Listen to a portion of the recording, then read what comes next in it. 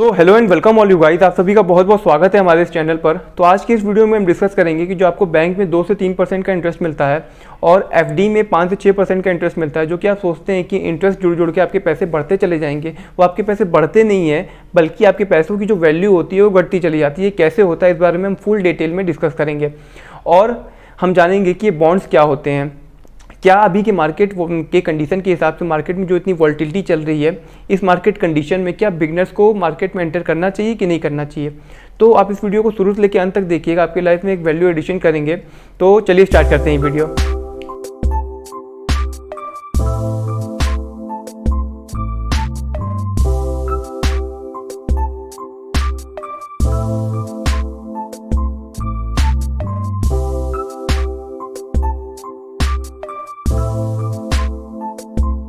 तो जैसा कि हम लोग डिस्कस कर रहे थे कि आपको अपने बैंक अकाउंट में, बैंक के सेविंग अकाउंट में और एफडी में क्यों निगेटिव रिटर्न्स मिलते हैं। तो रसिया और ब्राज़ील, ये दो देशों को छोड़ के अगर किसी भी देश में आप अपने सेविंग अकाउंट में पैसे रखते हैं या एफडी कराते हैं तो उसमें आपको निगेटिव रिटर्न्स मिलते हैं। निगेटिव रिटर्न से मेरा ये मतलब है कि वो इन्फ्लेशन को बीट नहीं कर पाते, कि जितने दर से आपका इन्फ्लेशन बढ़ रहा है उतने दर से आपको इंटरेस्ट रेट नहीं मिलता, जिसकी वजह से क्या होता है कि साल दर साल आपके पैसे घटते चले जाते हैं। जो सामान आप आज की रेट में 1000 रुपये में ले सकते हैं, अगर मान लीजिए आपका 8% का इन्फ्लेशन है हर साल का, तो अगर आप जो सामान आज की डेट में 1000 रुपये में ले सकते हैं, वही सामान आपको अगले साल 1080 रुपये में मिलेगा। और आप अगर 1000 रुपये अपने बैंक में रखते हैं तो उस पर आपको 2 से 3% का इंटरेस्ट मिलेगा, यानी कि वो 1000 रुपये आपका 1030 रुपया होगा। तो मतलब आपको 50 रुपये का, यानी कि आपको 5% का लॉस हो रहा है।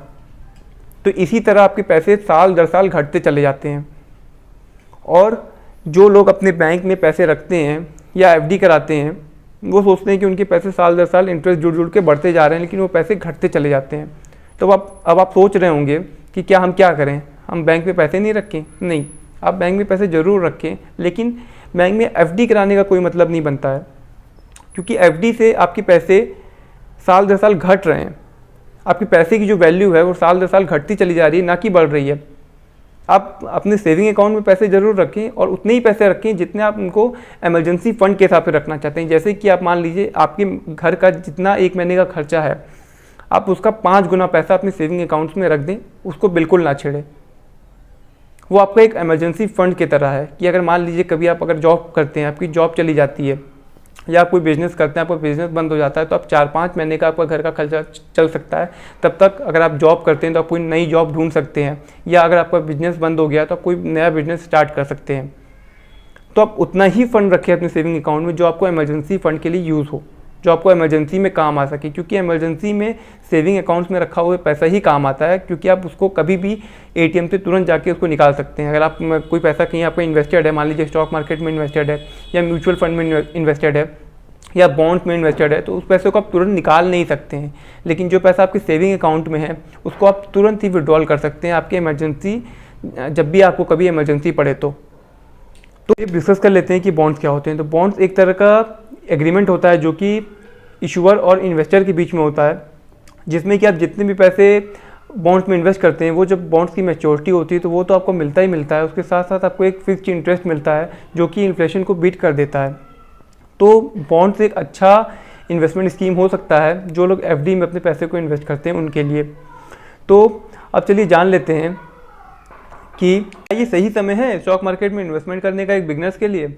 तो आप जैसा कि आप देख रहे हैं मार्केट में इतनी गिरावट चल रही है, मार्केट इतना वॉलेटाइल है, कभी भी अप कभी भी डाउन। तो ऐसे अगर मार्केट में अगर कोई बिगनर्स आता है मार्केट में, तो उसके लॉस करने के चांसेस बहुत ज़्यादा बढ़ जाते हैं, क्योंकि उसे नहीं पता है कि किस टाइप के शेयर्स उसको लेने चाहिए। इस गिरावट में से कौन कौन से शेयर्स है जिसमें अपॉर्चुनिटी है, जिनमें उन्हें अपनी पोजीशन बनानी चाहिए, उन्हें नहीं मालूम है ऐसा। अगर वो मान लीजिए कोई स्मॉल कैप की कंपनी में इन्वेस्ट करते हैं या कोई पेनी स्टॉक में इन्वेस्ट करते हैं, तो उनके पैसे पूरे डिस्ट्रॉय होने के चांसेस बहुत ज़्यादा बढ़ जाते हैं। तो मेरा ऐसा मानना है कि अगर कोई बिगिनर है तो उसे पहले लर्निंग पे फोकस करना चाहिए, पहले लर्न करना चाहिए मार्केट कैसे चलता है, उसके बाद उसको मार्केट में इन्वेस्टमेंट करना चाहिए और मार्केट को थोड़ा स्टेबल होने देना चाहिए, भी साल 1.5 साल मार्केट को स्टेबल होने देना चाहिए। और तब तक भी अगर वो चाहता है कि अभी मार्केट में इतनी गिरावट हो चुकी है, बहुत ही अच्छा अपॉर्चुनिटी है स्टॉक मार्केट में इन्वेस्टमेंट करने का, तो वो म्यूचुअल फंड के थ्रू इन्वेस्टमेंट कर सकता है। डिस्कस कर लेते हैं कि एफआईआईज के इतना लगातार माल बेचने के बावजूद भी क्यों हमें इंडियन स्टॉक मार्केट में उतनी ज़्यादा करेक्शन देखने को नहीं मिल रही। नहीं तो पहले क्या होता था कि अगर ऐसा कभी भी एफआईआईज की तरफ से बिकवाली होती थी तो स्टॉक मार्केट में बहुत अच्छी खासी हैवी सेलिंग आती थी और हैवी गिरावट देखने को मिलती थी स्टॉक मार्केट में। लेकिन अब ऐसा नहीं हो रहा है क्योंकि रिटेल इन्वेस्टर का पार्टिसिपेशन बहुत ज़्यादा बढ़ गया है स्टॉक मार्केट में, जिसकी वजह से मार्केट स्टेबल है। तो इसीलिए मैं भी कहता हूं आपको कि कभी भी पैनिक सेलिंग ना करें। जितने भी गुड फंडामेंटल के स्टॉक्स हैं उनमें बाइंग करें और एवरेजिंग करें और 5 से 10 साल का नज़रिया रखें तो एक अच्छा पैसा बनने के चांसेस हैं, एक मोटा पैसा बन सकता है आपका। तो चलिए आज की इस वीडियो में बस इतना ही रखेंगे। अगर आपको ये वीडियो अच्छा लगा हो तो आप उसको लाइक कर सकते हैं। अगर आप मेरे चैनल पर पहली बार आए हैं तो आप उसको सब्सक्राइब कर सकते हैं। तो चलिए फिर मिलते हैं ऐसी किसी वीडियो में। Thank you.